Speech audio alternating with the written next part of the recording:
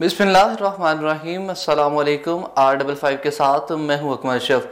सबसे पहले खबर शामिल करेंगे गुजरावाना से, जहां ताजर रहनमा Syed Adeel Bukhari chairman of commerce की स्टैंडिंग कमेटी ब्राइमेटल सक्रेप प्रोसेसिंग एंट्री साइकिलर के चेयरमैन मुकर्रर किए गए, जबकि सदर उमर अशरफ मुगल ने बाकायदा नोटिफिकेशन भी जारी कर दिया।